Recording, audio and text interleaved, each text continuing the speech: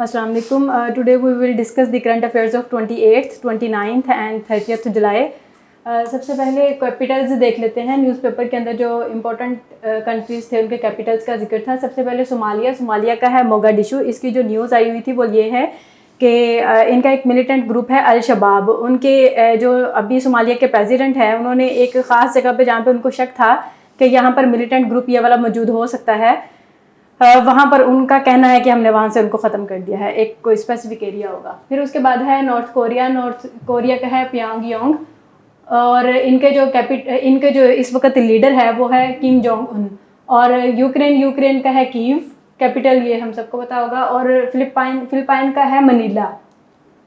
उसके बाद कुछ बिल्डिंग्स हैं, बिल्डिंग्स के बारे में या फिर कुछ इंपॉर्टेंट प्लेसेस थी उनके बारे में मैं आप लोगों को बता देती हूँ। सबसे पहले है एक ग्रामीण बैंक, ये बांग्लादेश के अंदर है और इनके जो फाउंडर हैं वो है मोहम्मद यूसुफ।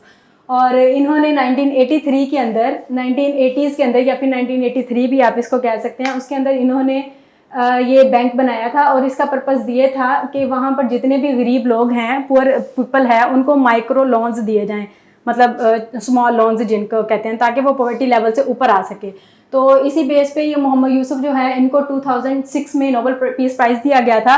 और न्यूज़पेपर में इनकी कोई खबर थी, वो ये थी कि इनके ऊपर शायद कोई करप्शन चार्जेस का कहा गया है और इनका ट्रायल कोई चलाने का प्लान किया जा रहा था।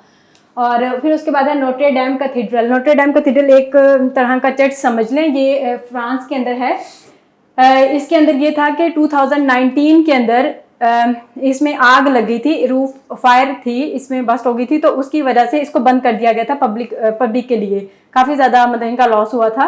तो इन्होंने कहा है कि 2024 तक हम इसको पब्लिक के लिए ओपन कर देंगे। फिर उसके बाद है कुछ पर्सनैलिटीज़। सबसे पहले मलाला यूसुफजई, वो हम सबको पता है। मलाला यूसुफजई ये पाकिस्तानी हैं, एक्टिविस्ट हैं और ये बच्चों की जो एजुकेशन है उसके लिए एक्टिविस्ट हैं।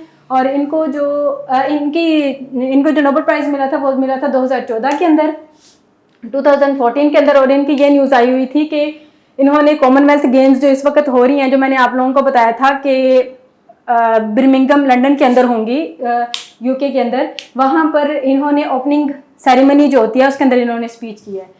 फिर उसके बाद है नवाब सर सादिक ये वो पर्सन हैं जिन्होंने जब बहावलपुर ने 1947 में पाकिस्तान के साथ एक्सेशन किया था, तो ये वो पर्सनालिटी है, ये उस वक्त लीडर थे। आप ये कह सकते हैं कि जो प्रिंसली स्टेट बहावलपुर है उसके लास्ट लीडर जो है वो सर सादिक हैं। सर सादिक की जो डेथ है वो 1966 में हुई थी। इनका कोई ये न्यूज़ आई हुई थी कि इनका स्टैचू वगैरह बनाया गया बहावलपुर में, ठीक हो गया। और ये जो है ये लंदन में इनकी डेथ हुई थी, लेकिन लंदन में तो इनकी डेथ हुई थी लेकिन ये पाकिस्तान के अंदर दफन है, ठीक है। फिर उसके बाद है यांग हुयान, ये जो है ये अभी अगर हम जुलाई 27 जो इससे पहले देखें तो ये एशिया की रिचेस्ट वुमेन थी और ये चाइना से बिलोंग करती थी, लेकिन चाइना के अंदर कुछ प्रॉपर्टी क्राइसिस चल रहे हैं जिसकी वजह से इनको वेल्थ का बहुत ज़्यादा लॉस हुआ है।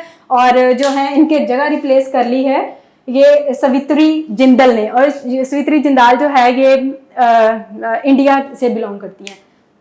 अगर आपसे अब कोई पूछ लेता है कि एशिया की रिचेस्ट वुमेन कौन सी है, तो सवित्री जिंदाल। फिर उसके बाद है एक है सैरिंग शर्पा और मिंगमा शर्पा। इसका ये था कि ये इन्होंने एक रिकॉर्ड अभी बनाया है जिसके अंदर इन्होंने लेस देन 15 आवर्स के अंदर K2 को सर्व किया है। और ये नेपाल से बिलोंग करते हैं दोनों, ठीक हो गया, ये शर्पा।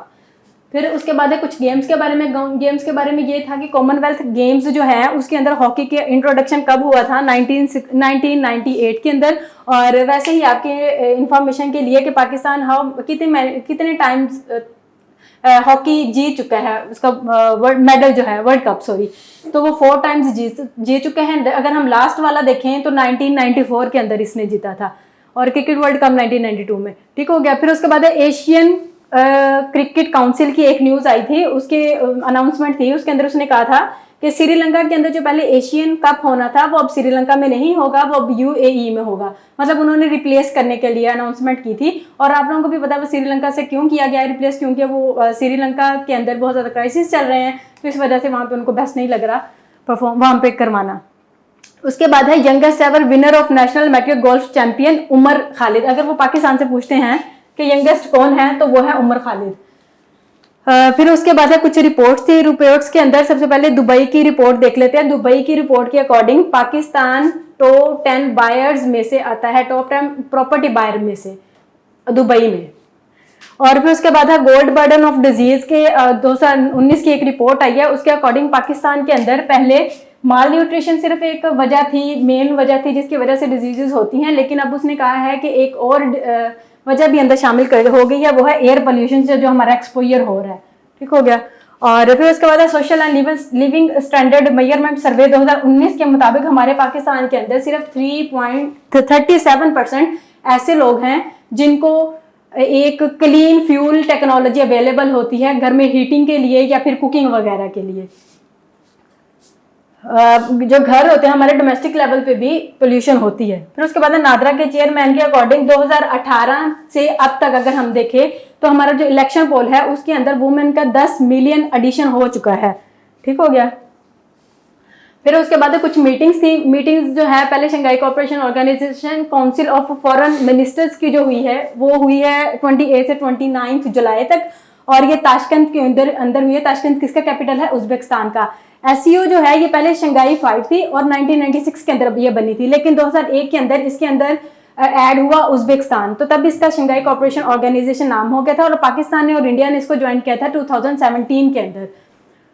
ठीक हो गया। इसका मैंने आपको पहले भी बताया था, इनके जो सेक्रेटरी जनरल है उनका पाकिस्तान में कुछ दिन पहले विजिट भी हुआ है, ये पिछली वीडियो के अंदर आप देख सकते हैं। फिर उसके बाद है कुछ वेस्टर्न लीडर्स की सऊदी क्राउन प्रिंस के साथ बहुत ज़्यादा मीटिंग्स हो रही हैं, तो मैं इसका थोड़ा सा बता देती हूँ कि जमाल खशोगी जो इनके एक थे जिस तरह से जर्नलिस्ट टाइप होते हैं वो थे, तो वो उस वक्त थे इधर तुर्की के अंदर, तुर्की इस्तांबुल के जो कंसुलेट होता है ना, कंसुलेट कहते हैं कि जहाँ पर कंसुलेट जिस तरह से हमारी एम्बेसीज होती है ना, इस तरह की एक टाइप का आप समझ लिए। ठीक है, वहाँ पर थे, तो वहां पर उनका मर्डर हो गया था। उसका वेस्टर्न लीडर्स ने को लगा था कि शायद इसके अंदर क्राउन प्रिंस जो है इस वक्त वो उनके इन्वॉल्वमेंट है, इस वजह से उन्होंने उनके साथ थोड़ी सी ना कशीदगी टाइप आ गई थी, मतलब उनका थोड़ा सा रिलेशन हार्श हो गए थे। लेकिन अब जो है इनकी मीटिंग्स चल रही हैं। ये जिस तरह से थोड़े दिन पहले यूएसए के जो हैं जो बाइडन, उनका भी विजिट हुआ है। और फिर उसके बाद है कुछ मिसलेनियस कुछ क्वेश्चन है। सबसे पहले हिमरास रॉकेट सिस्टम जो है वो यूएसए बिलोंग करता है। इसके अंदर ये था कि रशिया ने यूक्रेन के ऊपर एक कहा हुआ था कि यूक्रेन ने एक जगह है वहां पर शायद प्रिजनर्स को रखते हैं, वहां पर इसने इस रॉकेट के जरिए वहां पर थोड़ा खराब किया, वहां पे हालात खराब किया इसने, नुकसान किया इसने वहां पे। ठीक है, उसके बाद है heaviest neutron star black window है, और मैं आपको थोड़ा सा इसका कॉन्सेप्ट बता देती हूँ। न्यूक्लियर स्टार जो है ये एक तरह से स्टार की एक फेज समझ ले, जिस तरह से हमारी फेजेस होते हैं। हम सबसे पहले छोटे से बेबी होते हैं, फिर बड़े होते हैं, फिर बड़े होते हैं, फिर हम ओल्ड बन जाते हैं, तो फिर हमारी इसी तरह से स्टेजेस आती है ना जब हम यंग होते हैं। इसी तरह से स्टार्स की भी एजेस होती हैं। स्टार की एक जो एज होती है न्यूट्रॉन स्टार। अब तक अभी रिसेंटली इन्होंने न्यूट्रॉन स्टार जो हैवीएस्ट डिस्कवर किया है उसका नाम है ब्लैक विडो। उसका जो ऑफिशियल नेम है वो है ये वाला PSRJ0, ये 0 है 9520607, और ये हमारी जो मिल्की वे गैलेक्सी है ये उसके अंदर पाया जाता है। मिल्की वे गैलेक्सी जो है वो गैलेक्सी है जिसके अंदर हमारी अर्थ भी मौजूद है। फिर उसके बाद है US joint chiefs of staff, अगर आपसे पूछ ले तो वह है जनरल मार्क मिले। फिर उसके बाद कुछ फॉरेन मिनिस्टर्स हैं। सबसे पहले अफगानिस्तान का आमिर खान मुताकी, ये वाला पहले पेपर में आया हुआ है, इसको ध्यान से याद करना है। उसके बाद ईरान का है हुसैन आमिर। फिर उसके बाद है UAE का है अब्दुल्ला बिन जायद अल नहयान। इसकी एक दफा से स्क्रीनशॉट ले लें।